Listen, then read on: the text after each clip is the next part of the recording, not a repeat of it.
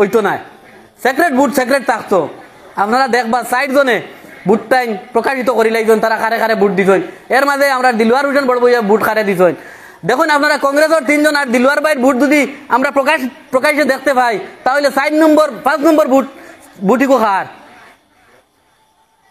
বুট তো আমরা সাইডটা সমান পাইছি কিন্তু সাইডটা বুট তো আমরা দেখি লাইছি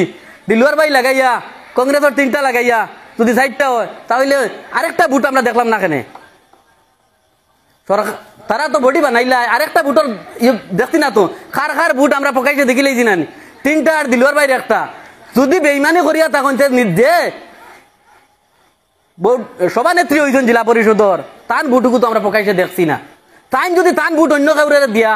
আর বালা মানুষ একজনটা বদনামি করাই এটার উপরেও আমরা দলীয় ইনকোয়ারির দাবি করি আর আজকের এই প্রতিবাদী সভা থেকে কিন্তু এখানেও বিধায়ক সুজামুদ্দিন লস্কর একজন আইনসভার সদস্য member of legislative MLA member of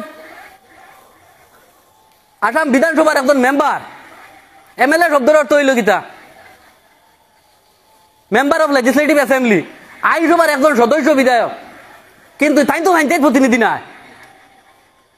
তাই তো জেলা পরিষদ নাই আজকে দেখুন আঞ্চলিক গঠন নিয়েও সুজামুদ্দিনের উপরে চাপ চাপানি হয়েছে তানে বদনামি করার ষড়যন্ত্র করা হয়েছে জেলা পরিষদের বোর্ড গঠন নিয়ে সুজামুদ্দিনকে বদনামি করা হয়েছে আজকে হাবিব সাহেব কইছেন আপনারা সবাই দেখছেন কয়েক ঘন্টা আগের একটা লাইভ নিশ্চয় দেখছেন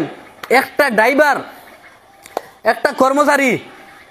বিধায়ক সুজামুদ্দিনকে ফোন করছে ফোন করিয়া কই যে কোন দিন আইতরা তাই কইছেন তাই ট্রেন আইতরা মানে তাই জানো নি গইল গিয়া সুসা প্রকৃতির মানুষ তাই কইছেন আইতরা এরপরে দেখছেন তো লাইভ দিয়া কিতা করা হয়েছে আলটিমেটলি বিধায়ক সুজামুদ্দিনকে নিয়া বিভিন্ন ধরনের ষড়যন্ত্র কথা তানে শুধু বদনামি কটরা করি আমরা যদি উন্নয়নের কথা কই আপনার তোরা জাগ্রত হইবা সতর্ক হইবা কারণ 30 বছরের রাজনীতি 30 বছর আমরা শোষণ করছেন একজন বহুত বড় একজন নেতা আসামর মাঝে তাইনু একজন প্রভাবশালী মন্ত্রী আসলা আমরা কাটলি ধরার আমরা মনে করতাম তখন আমরা কাটলি ধরার গর্ব তাই নিজরে বরাক সূর্য কইতরা তাইনু 30 বছর আমরা কাটলি ধরার নেতৃত্ব দিয়া গেছেন কিন্তু এই 30 বছরে 30টা রাস্তা সুন্দর দেখার আমরা এখনো পর্যন্ত দেখতে পাই না কিন্তু বিধায়ক সুজামুদ্দিনের 9 বছর রানিং 213টা রাস্তা আমি নাম হইয়া হইতে পারবো যে